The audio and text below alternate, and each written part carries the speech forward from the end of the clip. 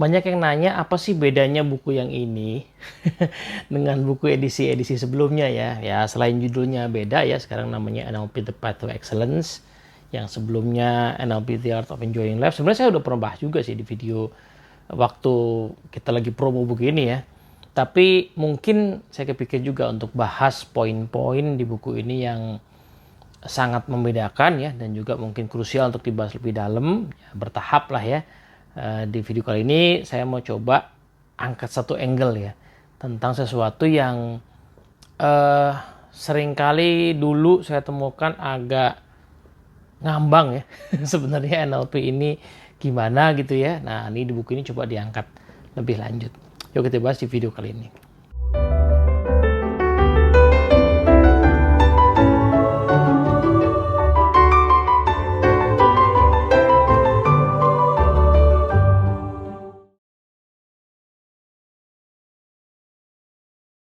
Oke, halo teman-teman, assalamualaikum warahmatullahi wabarakatuh. Ketemu lagi kita di seri belajar NLP ya. Kita mau bedah buku ini, NLP The Path of Excellence. Yang belum punya bisa cari di Tokopedia atau kontak sama teman-teman kita yang reseller ya.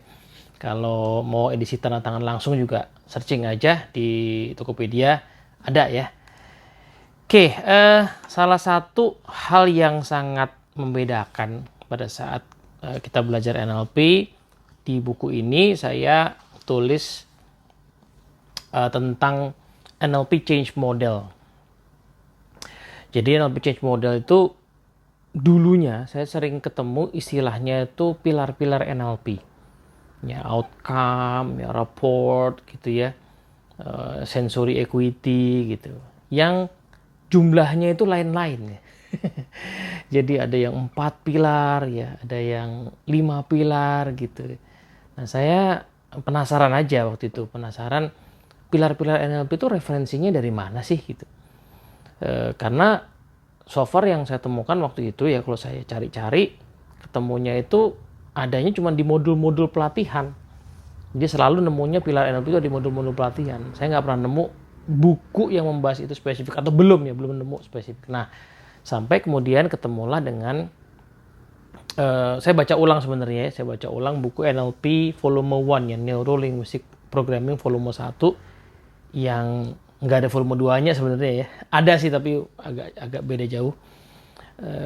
Volume 1 yang nulis itu 5 orang ya. Jadi Bandler, Ginder, Robert Dills, kemudian 2 lagi itu siapa? Judith Delosier sama satu lagi siapa lupa, istrinya Bandler lah. Gitu. Nah, itu buku yang dulu didesain untuk sepertinya merupakan semacam kumpulan ide-ide NLP yang sudah lebih sistematis. Jadi kan kalau kita lihat buku-buku awal NLP itu The Structure of Magic 2 volume, itu belum ada kata NLP-nya. Kemudian buku yang modeling Milton Erickson itu ya, Pattern of Hypnotic Technique, itu juga 2 volume, belum ada kata-kata NLP-nya. Lalu sudah mulai ada kata NLP-nya ketika buku-buku Frogs into Princess, kemudian Transformation gitu ya. Tapi bentuknya itu masih transkrip dari pelatihan atau seminar sebenarnya. Jadi kita bisa belajar hal yang menarik sih dari cara penulisan kayak gitu, tapi kan nggak sistematis ya. Nah, kemudian ada inisiatif sepertinya tuh ya dalam seri NLP untuk menyusun ide NLP dalam buku yang sistematis ya. Saya sih berasumsi yang menginisiasi buku itu adalah Robert Dills ya, karena melihat gayanya itu gaya Robert Dills banget. Nah, di bagian awal buku itu ada satu paragraf ya, yang menurut saya ya disitulah sumber dari yang disebut sebagai pilar-pilar NLP tadi gitu ya. Jadi bahwa NLP itu adalah ya proses untuk membantu kita berubah gitu ya, intinya adalah gitu ya, membantu kita berubah sehingga present state ke desired state, kemudian ada resources atau rapport gitu ya, kemudian sensory equity dan sebagainya. Nah, itulah yang kita kemudian coba summary ya, menjadi namanya NLP Change Model, model perubahan ala NLP. Dan itu menjadi salah satu sentral dari buku ini, karena ternyata banyak sekali pendekatan NLP bisa dijelaskan atau bisa fit in di model itu.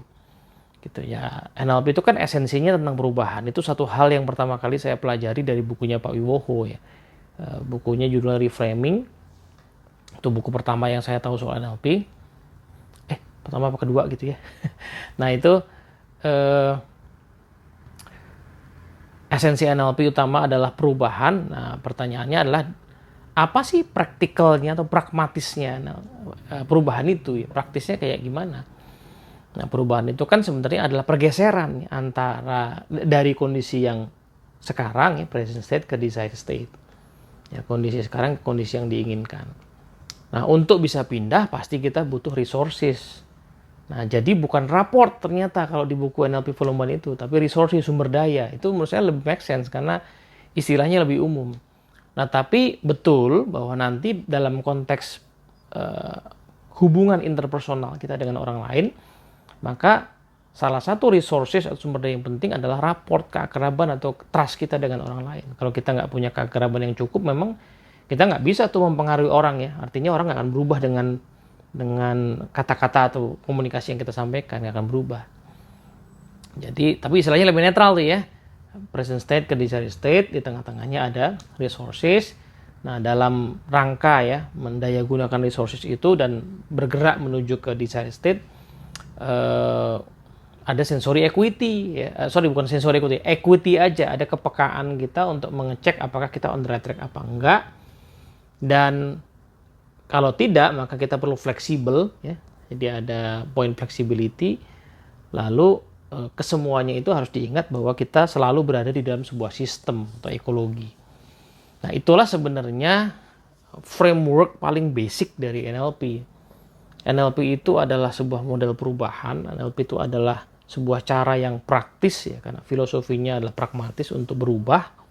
Ya, fokusnya pada how to, sehingga seluruh proses perubahan itu diantisipasi di poin-poin NLP Change Model tadi. Perubahan itu harus jelas dari mana mau kemana ya kan, PSDS-nya, present state itu harus jelas. Kemudian supaya mau pindah pasti butuh resources. Apa sumber daya yang dibutuhkan, yuk diidentifikasi. Ya, pas kita bergerak mendaya gunakan resources ya butuh equity, kepekaan, monitoring. On the right track apa enggak gitu kan. Kalau enggak ya fleksibel dong ya. Tapi sefleksibel-fleksibelnya harus disadari bahwa semuanya itu berada di dalam sebuah sistem ya. Anyway, ngomong-ngomong soal sistem atau ekologi ya, menurut saya ekologi juga salah satu kata yang banyak disebut-sebut tetapi jarang dibahas secara mendalam, dan saya berniat untuk mungkin kita pengen eksplorasi lah ya sebenarnya ekologi itu apa dan gimana sih gitu ya. Soalnya seolah-olah di banyak teknik NLP ekologi itu hanya di bagian akhir judulnya cek ekologi, that's it ya. Tapi sebenarnya ekologi itu apa gitu ya. Menurut saya ekologi itu so far masih underrated ya, agak jarang dibahas, agak diremehkan, agak digampangin di NLP. Padahal ini sesuatu yang sangat penting ya. Nah, kira-kira begitu. Nah, NLP Change Model ini kemudian saya coba tulis ini ada di hampir semua hal ya. Jadi kalau buku ini dibagi 3, itu kan pertama personal excellence kan. Gimana cara kita menjadi individu yang lebih excellent, lebih unggul. Nah, caranya ya pakai NLP Change Model. Karena lebih unggul tuh artinya kan lebih baik dari sekarang ya. Saya berarti harus menuju sesuatu. Sekarang saya ada di titik A, present state, saya pengen ke titik B. Yang lebih unggul itu kan, lebih excellent. Ya, berarti kan saya perlu sebuah model perubahan ya, NLP Change Model. Nah, tapi pada saat saya mau bicara dengan orang lain, saya masuk ke dalam bahasan relationship excellence di buku ini, kan intinya sama juga. Saya juga berkomunikasi kan tujuannya ingin ada perubahan. Entah perubahan itu hanya sekedar perubahan perasaan ya, saya pengen menghibur teman saya yang lagi sedih. Kan berarti kan saya pengen ngajak dia berubah ya, atau saya pengen bergeser komunikasi saya dari yang sekedar ya, saya nggak punya efek apa-apa, sehingga saya bisa melahirkan efek dia sedih menjadi gembira misalnya gitu. Atau saya yang lebih kompleks adalah saya pengen bernegosiasi, berarti orang itu tadinya mungkin masih netral sama penawaran saya atau nggak mau beli apa yang saya tawarkan, dia akhirnya yakin atau mau beli. Nah itu kan berarti butuh model perubahan juga gitu. Nah NLP Change Model itu fit banget ya buat menggambarkan proses kita berubah atau mengubah di dalam komunikasi. Nah disitulah si resources di dalam komunikasi interpersonal itu ya bukan berubah, ya bisa dibilang berubah nama atau lebih tepatnya lah sumber daya utama di dalam hubungan interpersonal adalah keakraban atau kepercayaan, trust. Jadi otomatis ya R-nya jadi rapport gitu kan. Nah, di dalam konteks aplikasi yang lebih luas ya, growing others ya di bagian yang ketiga, growing others juga sama ya. NLP change model fit banget ya. Mau aplikasi NLP dalam hal apa? Dalam hal mengajar, belajar mengajar sama. Belajar mengajar itu pertanyaannya kan mau ngajar apa, untuk tujuan apa kan? Gitu. Nah, itu NLP change model kepake banget. Kondisi sekarang dari murid-murid kita gimana, kondisi yang diinginkan seperti apa, lalu resources-nya apa, dan seterusnya. NLP dipakai dalam konteks coaching, jelas banget ya teman-teman yang belajar NLP Coach Certification ini akan ngelotok banget sama change model, karena ya sebuah proses coaching hanya bisa berhasil kalau keseluruhan proses dalam NLP change model itu in place ya. PS-nya ada, DS-nya ada, ya, resources-nya ada, equity dan seterusnya ada. Baru orang bisa change, bisa berubah. Ya kan? Nah, terapi juga sama ya kan. Terapi kan begitu ya. Terapi itu kan kondisi sekarangnya gimana ya. Orang itu punya kecemasan misalnya, kondisi yang diinginkan seperti apa.